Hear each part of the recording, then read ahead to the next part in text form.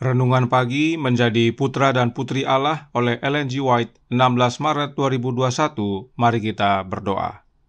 Bapa kami yang di sorga, Allah pencipta langit dan bumi, laut dan segala isinya, Allah yang maha besar, maha kuasa, sumber segalanya, yang kami sembah selalu melalui anak-Mu yang tunggal, Yesus Kristus.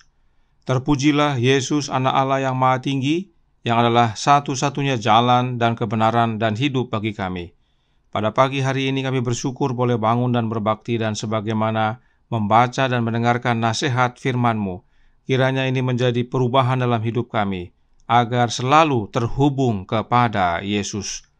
Beserta kami sepanjang perbaktian ini kehendak-Mu yang jadi, ampun kami akan dosa dan salah, karena kami berdoa hanya dalam nama anak Allah yang tunggal, Yesus Kristus, yang adalah Tuhan dan Juru Selamat kami.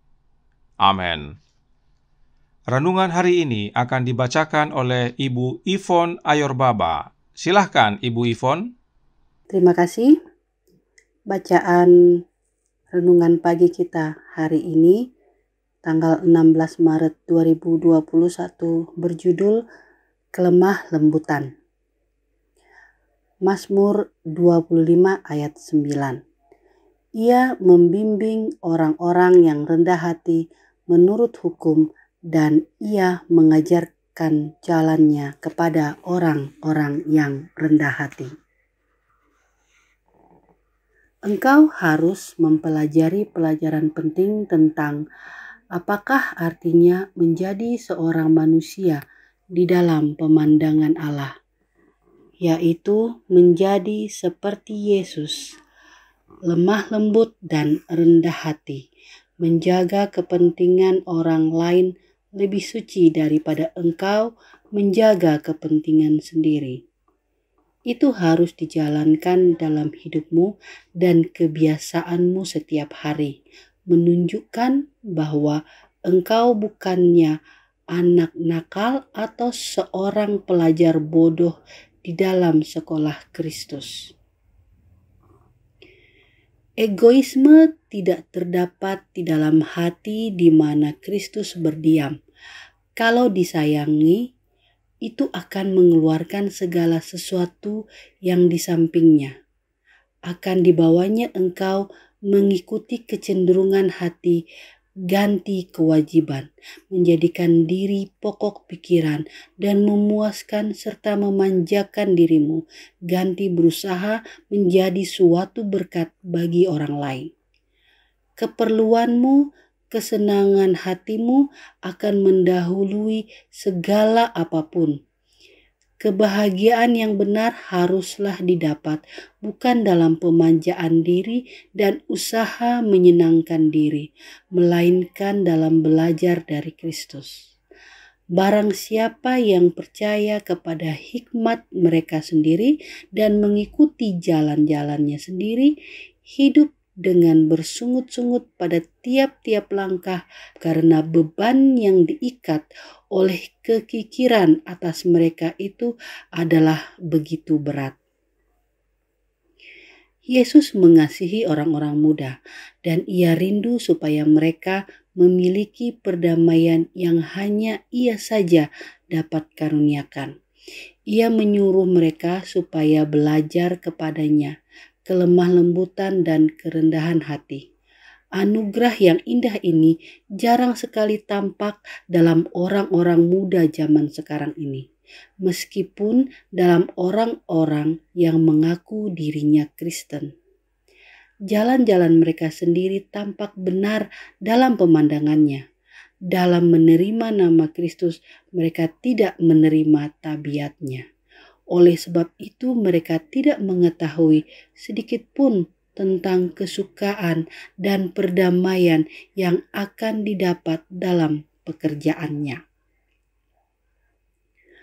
Kelembutan Kristus yang dinyatakan di dalam rumah tangga akan membuat penghuninya berbahagia.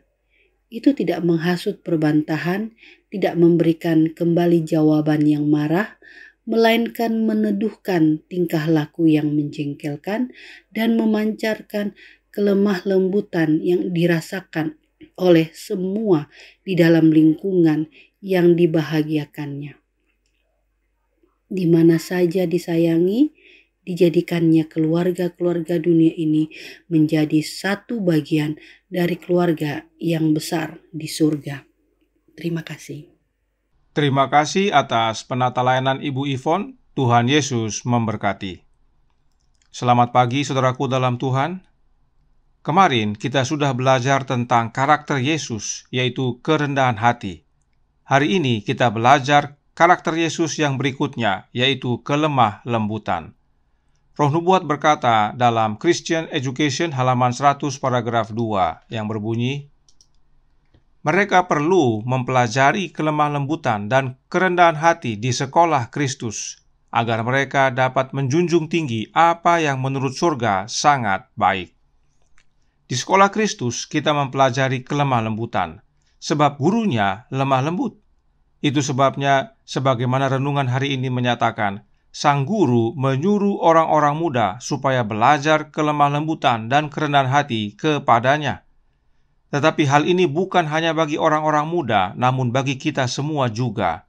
Yesus menyatakan dalam Counsels to Parents, Teachers, and Students halaman 380 paragraf 4 yang berkata, belajarlah padaku, guru agung berkata, pikulah kuk yang kupasang, belajar kelemah lembutan dan kerendahan hatiku. Di sekolah Kristus, gurunya adalah Kristus itu sendiri dan dia lemah lembut. Dari Kristuslah kita belajar kelemah lembutan. Bagaimana Kristus mengajar kita sekarang? Melalui kehadiran Roh-Nya. Roh Nubuat menuliskan kutipan berikut ini yang sudah kita pelajari tanggal 2 Maret yang lalu. Guru ilahi berkata, Rohku sendiri yang kompeten untuk mengajar dan menginsafkan dosa. Guru ilahi adalah Yesus Kristus dan artinya hanya Roh-Nya Yesus yang kompeten mengajar kelemah lembutan kepada kita. Dan karena Roh-Nya yang kompeten mengajar kita, maka hasilnya adalah buah-buah roh. Dan itu adalah hasil dari tinggal di dalam Yesus. Manuskrip nomor 19 tahun 1892 paragraf 51 menjelaskan, jika kita percaya pada diri kita sendiri, kita pasti akan jatuh. Kristus berkata, tinggallah di dalam aku dan aku di dalam kamu. Sama seperti ranting tidak dapat berbuah dari dirinya sendiri kalau ia tidak tinggal pada pokok anggur. Demikian juga kamu tidak berbuah jikalau kamu tidak tinggal di dalam aku. Buah apakah yang akan kita hasilkan? Buah roh, ialah kasih, sukacita, damai sejahtera, kesabaran, kemurahan, kebaikan, kesetiaan, kelemah lembutan, penguasaan diri. Tidak ada hukum yang menentang hal-hal itu. Kita adalah ranting-ranting dan kita tidak dapat menghasilkan buah dari diri kita sendiri. Kita harus terhubung dengan pokok anggur yang benar agar dapat berbuah. Inilah makna tinggal dalam Yesus. Agar kita dapat berbuah, kita harus tinggal di dalam Yesus. Lalu buah apa yang kita hasilkan? Buah-buah roh sebagaimana Galatia 5 ayat 22 dan 23 nyatakan. Dan salah satu dari buah roh itu adalah kelemah lembutan.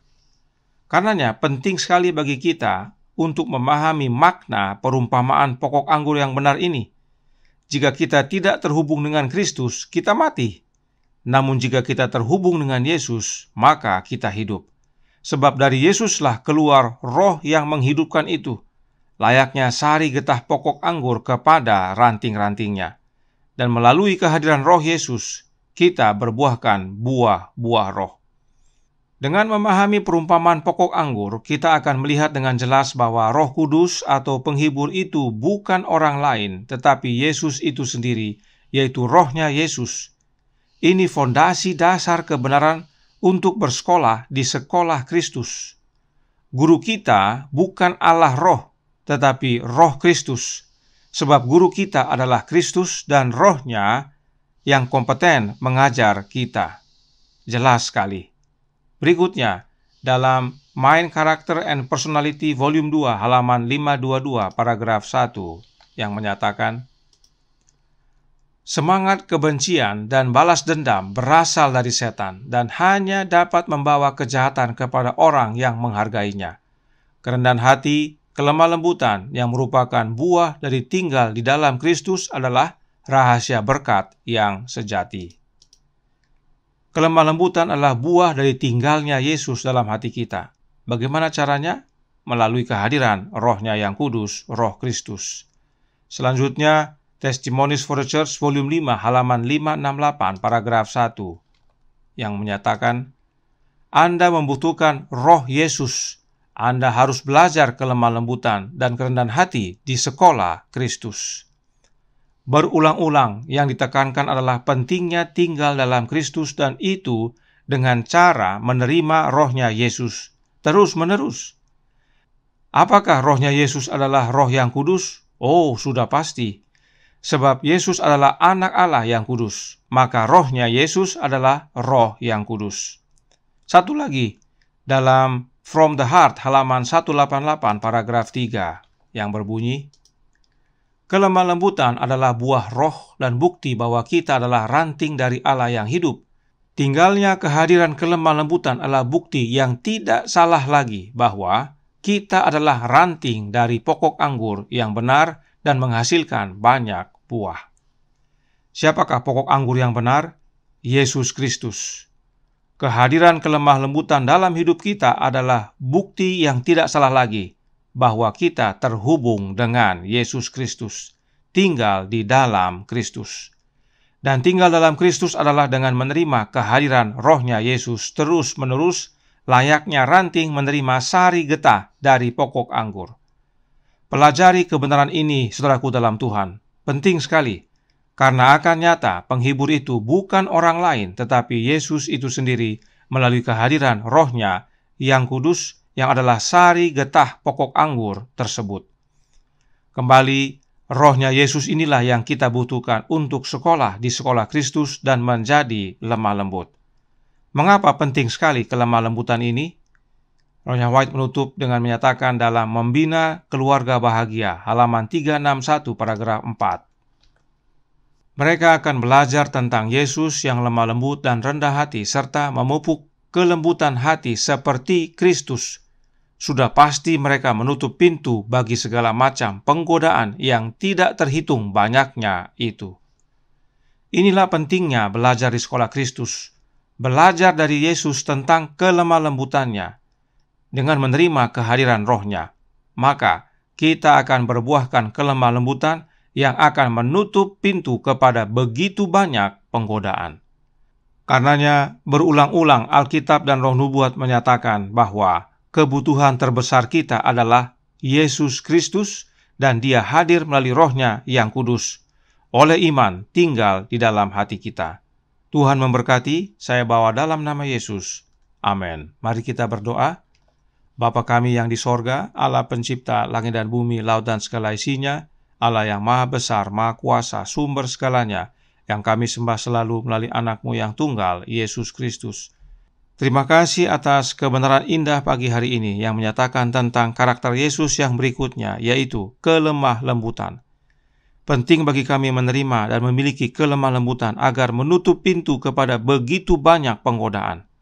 Dan itu hanya dapat kami pelajari dari Yesus saja, sebab Dialah lemah lembut dan Roh-Nya lah yang kompeten mengajar kami. Tolong kami ya Bapa, curahkan roh anak-Mu dalam hati ini, kehendak-Mu yang jadi.